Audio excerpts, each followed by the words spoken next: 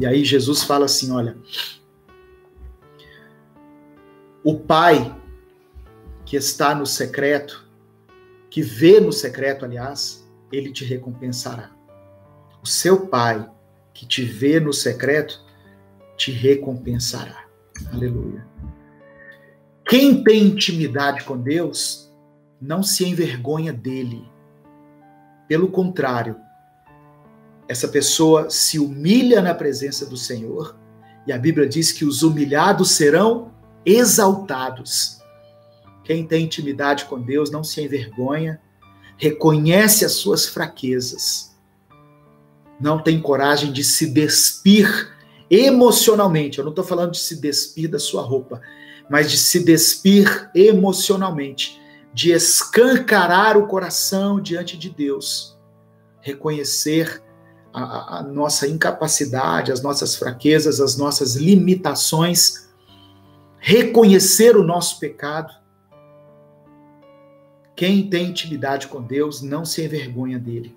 A Bíblia fala, irmãos, em Gênesis capítulo 2, verso 25, que o homem e a sua mulher viviam nus e não se envergonhavam. Não se envergonhavam. Gênesis 2:25 diz que o homem e a mulher estavam nus, mas não sentiam vergonha um do outro. Por quê? Eles tinham intimidade. Eles não tinham receio nenhum em se expor um ao outro. Eu, como marido, e a pastora Alessandra como esposa, nós passamos por problemas como qualquer outro casal. Mas o nosso relacionamento, ele vem amadurecendo ao longo dos anos, a partir do momento em que nós temos coragem de expor as nossas fraquezas, as nossas debilidades, as nossas limitações um para o outro. Homem e mulher estavam nus e não sentiam vergonha. Então nós temos aprendido essas coisas e temos melhorado como casal, tá? Não chegamos assim a um nível top, sênior, mas já melhoramos muito como casal. Nós nos casamos muito jovens, eu tinha 20 anos, ela tinha 18 anos. Então nós viemos ao longo desses 32 anos de casados aprendendo muitas vezes assim com os erros, né? Com os nossos erros, observando os erros das pessoas, mas nós temos aprendido sobre isso, de expor, de abrir o coração um para o outro, de compartilhar os sonhos, os projetos, os anseios, um com o outro. E temos sido coluna de sustentação um para o outro. Então, aquele que tem intimidade não se envergonha. Nós também temos que ser assim diante de Deus. Não adianta eu chegar diante de Deus encobrindo as minhas fraquezas. Lembra quando Davi orou em Salmo 51?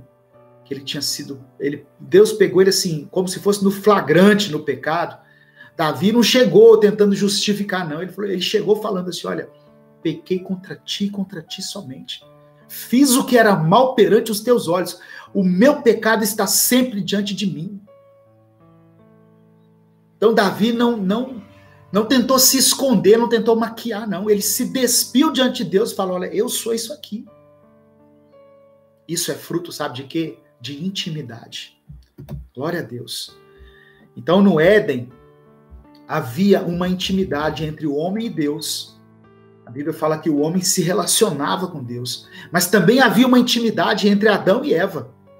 Mas quando o homem pecou, o homem se escondeu de Deus. Ele estava no erro, Adão estava no erro, mas ao invés de se arrepender, ele preferiu se esconder. Tanto que quando o homem chega para ele, quando Deus chega para Adão, Deus fala assim, onde estás, Adão? Por que você está se escondendo? E aí, irmãos, quando o homem é descoberto no seu erro, ele quis transferir a sua culpa para a sua companheira. O pecado fez com que o homem perdesse a intimidade com Deus. O pecado fez com que o homem perdesse a intimidade com Deus. E eu posso conjecturar aqui, eu posso supor que o pecado fez com que houvesse a primeira crise entre aquele casal. Por quê? Quando Deus confronta o homem tenta atribuir a culpa à mulher, fala assim, a mulher que o Senhor me deu que me fez pecar. E quando Deus vai na mulher, a mulher fala assim, não, foi a serpente. Então um tentou justificar, cada um deles tentou justificar o seu erro diante de Deus. E a intimidade com o Senhor foi quebrada, naquele momento ali. Eu escrevi aqui uma frase que é o seguinte, o salário do pecado é a morte. Isso está em Romanos 6, 23. O salário do pecado é a morte. Mas a recompensa por uma vida de santidade é a intimidade com o Senhor. O salário do pecado é a morte. O pecado atrai a morte, ele provoca a morte espiritual, separação entre o homem e Deus. Mas há uma recompensa por uma vida de santidade, que é a intimidade com Deus. Amém? Receba essa palavra aí no nome de Jesus. Uma coisa que eu quero falar sobre intimidade. Quanto mais intimidade com Deus alguém tiver, mais humilde essa pessoa se tornará. Quanto mais intimidade com Deus alguém tiver, mais humilde essa pessoa se tornará. Porque intimidade não é para ostentar uma espiritualidade. Intimidade não é nos dada como forma de ostentação. Tem pessoas que têm intimidade com Deus, mas se envaideceram tanto que usam isso como forma de ostentação. Deus não se agrada disso não, irmãos. Então, se você quer conhecer um servo de Deus, uma serva de Deus, reconheça-os pela humildade. Se não for humilde, não é servo de Deus. Se não for humilde, não é serva de Deus. Por mais espiritual que pareça, uma marca de quem tem intimidade com o Senhor é a intimidade. Então, quanto mais intimidade com Deus alguém tiver, mais humilde essa pessoa se tornará. Quer ver um exemplo disso? Continuando aqui com a palavra, irmãos. Um exemplo dessa humildade, um exemplo de espiritualidade e humildade, eu coloquei aqui João Batista. Jesus disse, quando ele falou de João Batista, que dentre os nascidos de mulher, não tem ninguém maior do que João Batista. Isso são palavras de Jesus a respeito de um homem normal, mortal, como eu e você. Jesus falou, olha, dos seres humanos aqui não tem ninguém maior que João Batista. Olha o que Jesus falou a respeito dele. Então, embora João Batista tenha sido citado por Jesus dessa forma, embora ele seja filho de um sacerdote, filho do sacerdote Zacarias, qual foi o estilo de vida de João Batista? João Batista foi pregar nos congressos, nos seminários, nos grandes templos? Não, ele foi pregar no deserto. Ele foi para o deserto. João Batista se vestia, embora ele pudesse fazer isso, se ele quisesse se vestir com as vestes sacerdotais, ele era de uma linhagem sacerdotal, ele poderia se vestir com roupas de sacerdote. Como que ele se vestiu? Com roupas de camelo, roupas de pele. E embora ele pudesse comer de várias iguarias, né, a Bíblia fala que o melhor dos sacrifícios, né, a parte gorda dos animais era destinada aos sacerdotes. João Batista comia o quê? Mel e gafanhotos. Então, um homem espiritual, um homem tremendamente usado por Deus, um profeta que não hesitou em confrontar os reis da sua época, era também um homem extremamente humilde. Então, intimidade anda junto com humildade. E quando a intimidade se torna um problema? Quando eu estava preparando essa mensagem, Deus me levou a refletir sobre isso. Às vezes a intimidade pode se tornar um problema. Como assim, pastor? Não é quanto mais íntimo, melhor? Sim, mas se você souber o valor dessa intimidade. Às vezes, como casal, né? Eu estou falando de casal agora. De tanta intimidade que nós temos, a gente passa a não valorizar mais essa intimidade, essa presença um do outro. Estão entendendo? Às vezes você se torna tão próximo de alguém que a presença dele se torna comum para você. Ah, não, fulano tá aí. O Espírito Santo, ele tá aqui todo dia mesmo. Se a gente orar de 2 pessoas aqui, Jesus vai estar com a gente. Mas e aí? Nós nos tornamos íntimos, e essa intimidade foi conquistada na cruz do Calvário, que nós não valorizamos essa presença. Excesso de intimidade, ela pode provocar esse desleixo, sabe? Não. Falando desculpa. Falando de relacionamento entre casal. Eu tô em casa, eu me visto de qualquer jeito. Um jantar, tá aproximando aqui o Dia dos Namorados, né? Aí no Dia dos Namorados, dia 12 de junho, eu vou vestir uma bermuda rasgada, vou vestir aquela camisa do vereador. Porque é mais um dia com a minha esposa. Não deixe que a intimidade cause esse efeito, eu estou procurando a palavra certa aqui, esse efeito de relaxar, sabe? De não valorizar.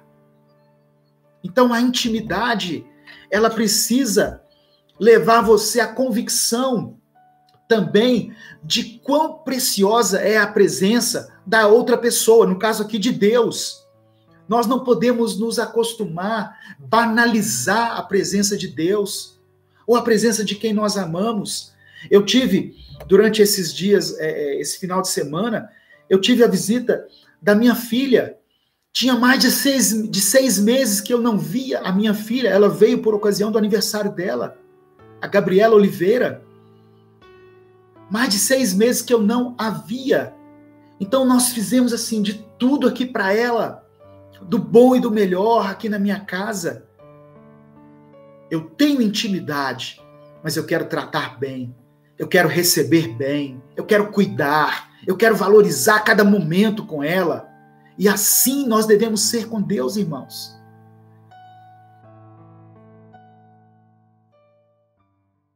Jesus disse assim: bem-aventurados os que sofrem, porque serão consolados. Olha só, aquele que sofreu, aquele que Deus permitiu que lá no leito do hospital ele passasse por um momento de reflexão. Será que Deus não recebeu ele na glória, não, de braços abertos? A palavra diz: bem-aventurados os que sofrem, porque eles serão consolados. Os que choram, né? Porque serão consolados. Então, irmãos, fique em paz, sabe? Fique em paz nesse momento. Deus está cuidando da sua vida, cuidando dos seus sonhos, dos seus projetos. Ele é contigo, Ele não se esqueceu de você, da sua vida, da sua história. Deus é quem está escrevendo a sua história. Nós só precisamos descansar no Senhor. E não pense você que esse que vos fala aqui consegue descansar. Não, às vezes eu tenho os meus momentos de ansiedade, onde eu não sei o que vai acontecer e eu fico ansioso. Mas essa mensagem, ela fala comigo também, ela fala ao meu coração. Puxa vida, eu não sei que dia que eu vou vacinar contra a Covid. E se eu pegar a Covid? Eu já pensei isso. E se eu amanhã estiver entubado?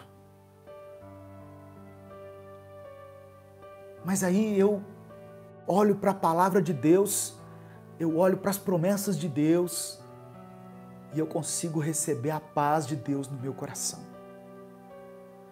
Eu posso não conquistar todas as coisas que eu desejo aqui, neste mundo, nessa terra, mas eu não vou abandonar o Senhor.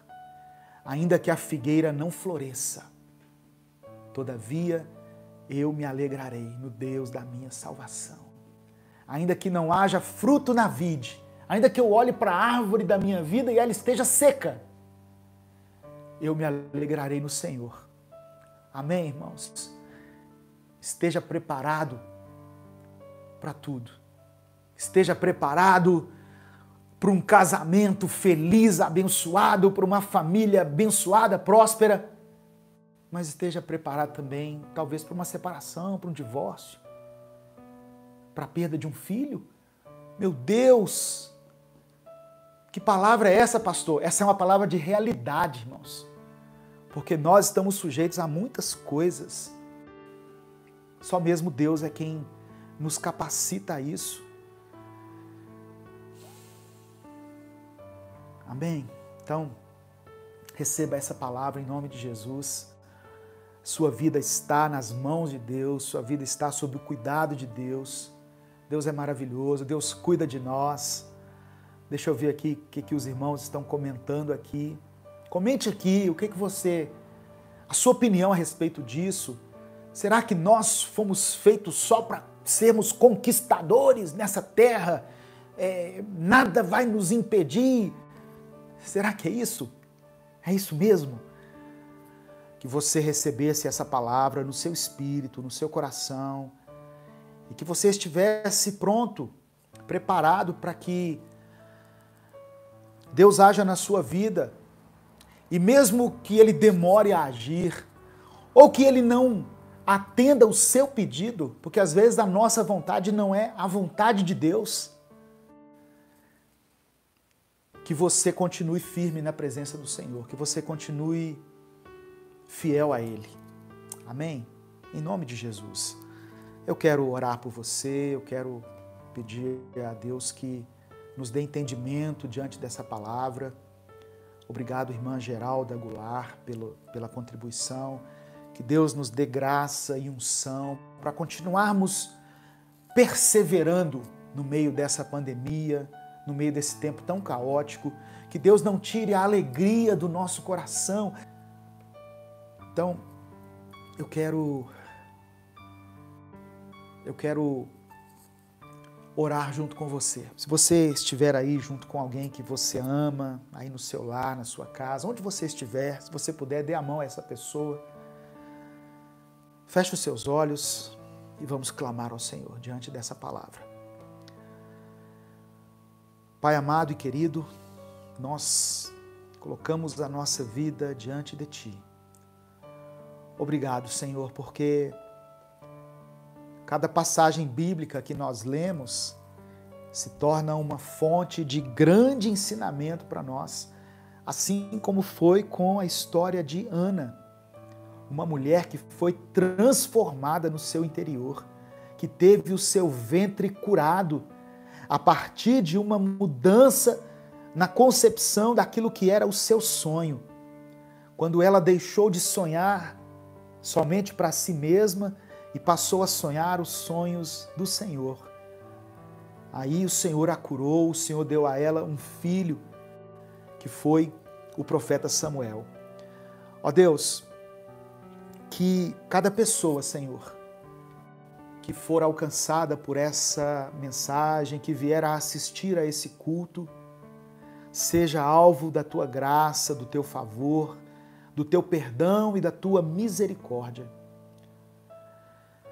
Eu peço que o Senhor olhe para aqueles que têm lutado, Senhor, pelos seus casamentos, pelos seus relacionamentos.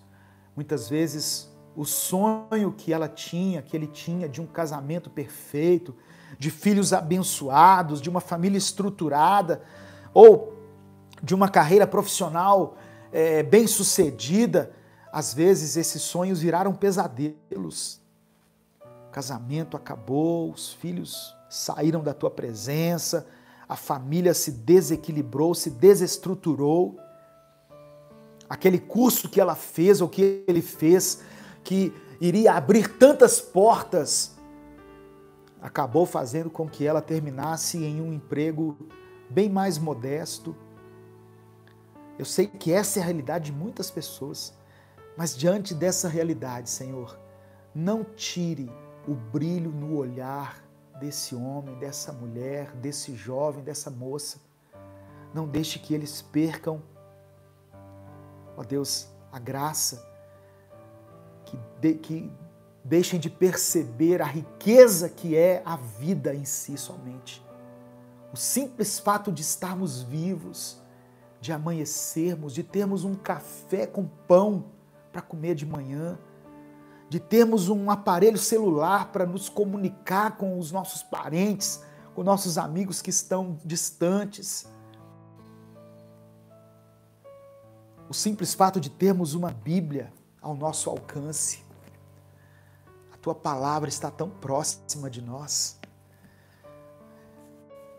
De termos saúde, de respirarmos perfeitamente, de tudo dentro de nós, nosso sistema respiratório, as nossas células, tudo funcionar perfeitamente, os nossos olhos, nossos ouvidos. Obrigado, Deus. Obrigado por essas coisas. Que as conquistas que eu não pude ter nessa vida não tirem o brilho e a importância dessas, entre aspas, pequenas coisas que eu já conquistei e conquisto todos os dias, porque a vida é um milagre. A vida por si só já é um milagre. Estar vivo nesse tempo de pandemia, de tanta morte, de crise, é por si só um milagre. E nós somos gratos ao Senhor por isso. Em nome de Jesus. Que cada pessoa que ouvir aqui receba a força que vem do Senhor no seu espírito. Receba a graça, a unção, o refrigério na sua alma e possa continuar, Senhor, sobrevivendo. Alguns estão vivendo, outros estão sobrevivendo. Obrigado por tudo que o Senhor tem nos dado.